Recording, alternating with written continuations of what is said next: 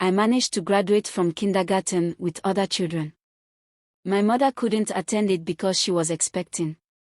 But I am glad that my daddy attended it. Everything went smoothly, new clothes and new shoes for me. I entered the primary one, thinking everything will be good for me. But it didn't stop. I tried and struggled with my studies, but my fellow classmates aren't helping the matter. Always trying to dominate and control me because of my timidness. Any song I sing feels like I have committed a taboo. During break I will follow a small group of girls that have the head girl, we usually call them coach. I managed and struggled to fit in. I didn't talk when they were talking, I only answered their questions. That is if the question is directly thrown at me. It's not easy staying with them. Within me I wanted to break off, but I don't have the moral and emotional support to do so. Even if I do break off, it will be like I had committed an offense. In the process I met a friend, who I see as my friend. A very good and calm girl. Her name was Kanechukwu. Who lives on the same street as me. It's only in front of Kanechukwu that I used to showcase my talking talent, and she is happy whenever she sees me talking. Dimma, so you can talk? She will ask me. Yes, but it is only in front of you, I replied. She will laugh everything off. One day, my father gave me some chocolates, which I preserved for my friend Kanechukwu. I love sharing my chocolate and any other snacks with my best friend. So during break I gave the chocolate to my friend, which she happily collected from me and ate it. I am happy to see her happy. After the break, we went to our different classes. Some minutes later, one boy came to our class and told me to follow him to our class when his teacher called me. My heart skipped, but I managed to follow him to his class. When I reached his class, I saw Kanechukwu kneeling down. His teacher, as well as my best friend's teacher, questioned me about the chocolate I gave to my friend Kanechukwu. For the first time, I have to muster courage to talk for the sake of my friend. I told the teacher, it is my father that gave me the chocolates.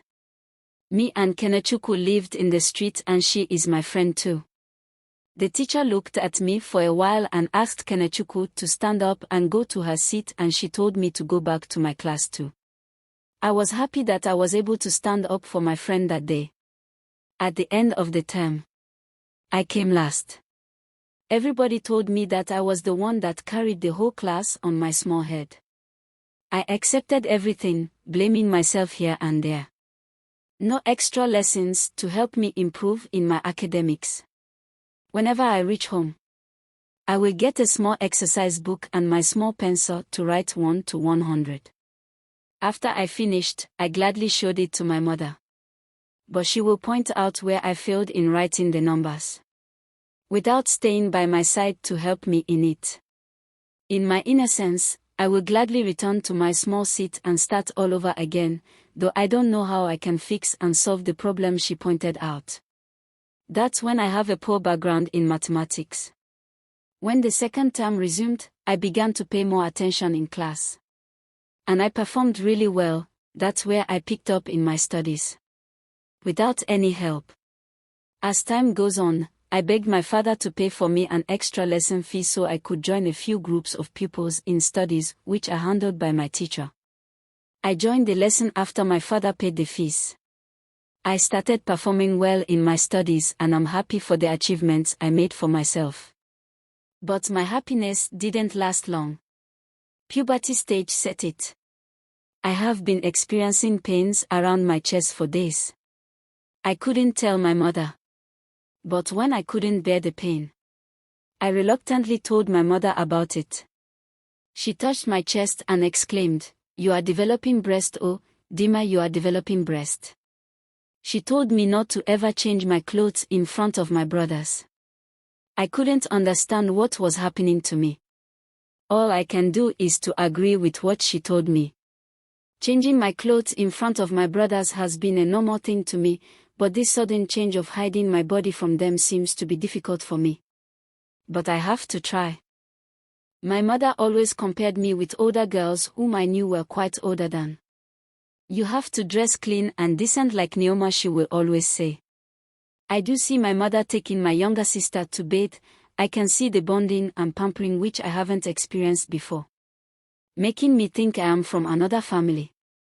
One evening, I came back from school to change my clothes, hiding myself from the back door of our room so that my brothers will not see me. My mother came home and started scolding me. This is not what I asked you to do. Next time if I see you I will flog you. Days passed, and one evening I sat with my mother who was washing clothes. She started asking me, Dimma, who are those people that are touching your chest? I was surprised and shocked at the same time.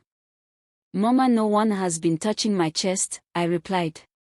I asked you again, who are those people touching your chest?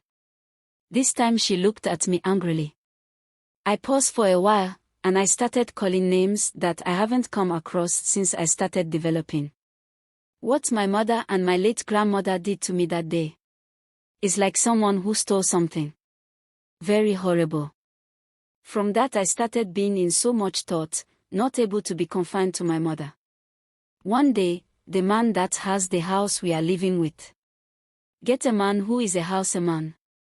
He gave him a small house and small wooden shop to sell small provisions. The work of the houseman is to make sure everywhere is clean. One evening, my mother asked me to buy some detergent for her to wash clothes. When I reached, I stretched out my hands to bring the detergent, when the man touched my chest very quickly. I felt a sweet and sharp sensation of it, but at the same time I was confused about what just happened. I rushed out and went to my house. I feel like experiencing such again because of the sweetness. Within me I know it is wrong. This incident happened repeatedly. But I don't know who I am going to talk to. So I allowed it to happen until I am fed up. One day, during our school break, my friend and I sat on a block watching boys that were playing football. She looked at me and told me about the houseman whom the man that has the house living in hired. She told me that there was a day she came to buy something from him. The man quickly touched her, and she noticed that the same man used to touch girls of the same age, who came to buy something from him. I want to deny that I haven't experienced such but first I asked my friend if she had told her mother about it. She said no. I continued, can I have experienced such? She looked at me in surprise. So what are we going to do to stop it? I asked. Maybe we should stop buying from him again. I stuck to the advice for a very long time. That's how everything stops. And I am happy with the solution my friend gave me. This incident happened to me when I went to the village for the Christmas holiday. My housemate's brother Enkay came and did this, which is not good for me. I tried to run away but I couldn't. So one boy saw what happened. Started calling me Enkay wife. He keeps on calling me till it reaches my auntie ear. And my aunt questioned him why he always called me Enkay wife. He narrated everything to my auntie. I thought I would be in big trouble. I tried to prepare myself mentally for any outcome. But to my great surprise, my auntie called me and explained some certain things to me in a caring way. She asked me to make her promise that I should learn how to say no and reject any form of bad connection. I made her the promise. Although some plays I used to play with my fellow children don't always be children's play. But I started avoiding people that like to take advantage of me, all in the name of children's play. I only engage in outdoor games and avoid going to their houses for play. I also stopped taking food or anything edible from any house I went to play. Because my mother really dealt with me concerning that habit, which I considered as being protective. I later had a youngest brother, at the age of 10 years. When he was of age, I was assigned to drop him at school and pick him up from school. Sometimes if he is not feeling fine, my mother will ask me to stay at home with him, which I always did. My youngest brother has become very fond of me staying by his side each time he is sick. But my mother thought there are other things, which she made known to me. I was shocked how a mother can have such bad thoughts towards her children. Since that day, I haven't liked staying with my youngest brother. But I dropped him and picked him up from school. One evening, I noticed that my youngest brother's uniform clothes were so dirty. I asked him why his clothes were dirty. He said, he did well in the class and he played very well too. But it is quite usual for me, but I kept quiet. I reached home and told my mother what I noticed. She said his teacher and other teachers do something to him. Because he says something that his age mate isn't supposed to say. Are you sure he said? I asked. My mother looked at me and said, one boy in his class said so. I looked at her and asked, and you believe him over your own child? The problem is not from my youngest brother but my elder brother, I said. My mother looked at me and said, why did you say so? There was a day I saw a disc plate that is not good, it isn't supposed to be washed. Maybe my youngest brother must have watched the video with him too. For the first time my mother believed me, she bent her head in shame. Because she didn't touch or punish my elder brother. But for the first time I saw her doing the right thing. During my primary graduation, Kenechukwu managed to secure boarding school because she performed very well, while I performed average and I secured government school. But my quest of going to boarding school. I went for examination in Udi Girls Secondary School. I went there alone. None of my parents accompanied me to the village, but they gave me money for my transport fare. When I reached there I saw some children with their parents. I teared up a little. But I managed to stay focused, write the exam and I performed very well. They called us for an interview, which I knew that I didn't perform really well. But in the end I managed to secure an admission. They gave me the list. I reached home and handed the list to my mother. But my mother said that I can't go to boarding school, that I sleeps a lot. That boarding school is not for me. So I have to start going to government day school without complaining. Hoping that things turn out to be good for me. During my registration into secondary school, I went alone but I couldn't succeed in getting myself registered. I cried. When I reached home I told my parents everything. My dad followed me to the school the next day and sought everything out. And I got registered in the school. New phase of life begins. Trying to adjust in another phase of my life. Secondary school life is another different phase. They made me their prefect in the first term. I couldn't reject it. Although I tried to fix everything. Speaking English is very difficult for me, but I can write English very well without any problems.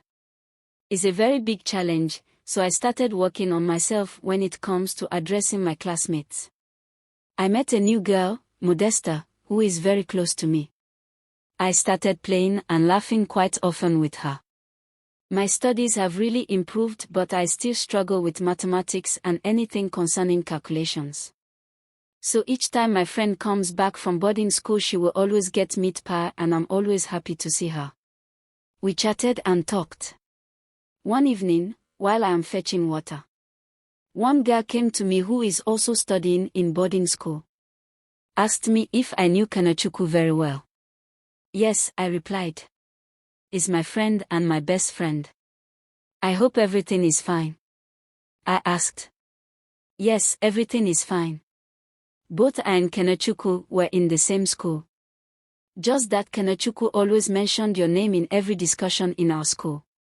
She always refers to you as his best friend and childhood friend too. I felt proud of my friend Kenechukwu and myself for being a good friend to her. I tried to study well in my academics and I started gaining confidence. I avoid anything that will tamper with my mental health and I try to avoid anything that will make my mother get angry with me. I managed to be my class prefect for 1 year and I hand it over so that I can focus on myself.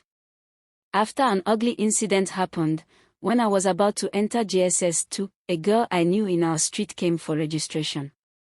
I helped her. One day while I was in my class writing my note, she came with a small soya milk. She offered it to me. Me and Modesta looked at each other. And I asked her, what for? For helping in my registration, she replied. No, it's nothing.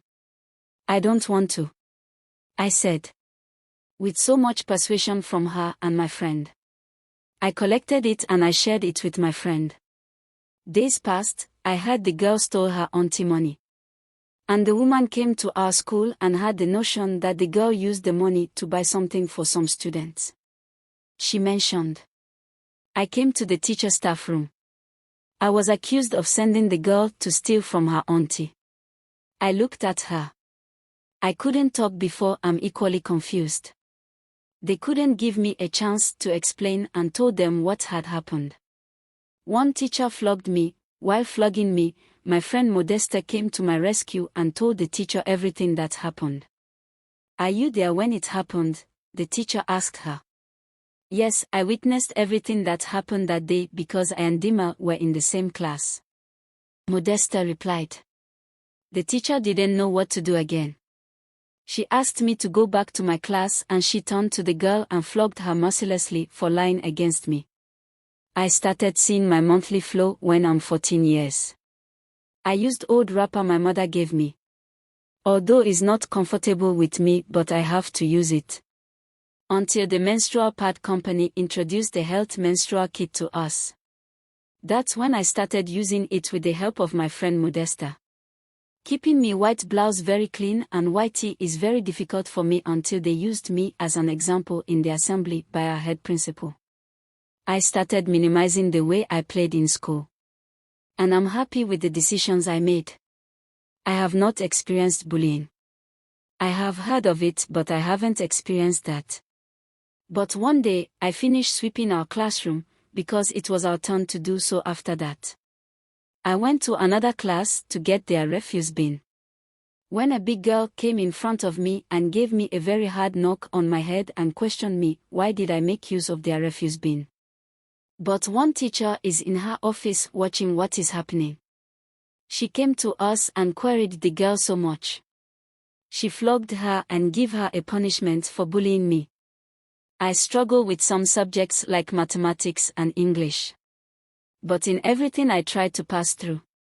My secondary days is full of many experiences, sometimes good, sometimes bad.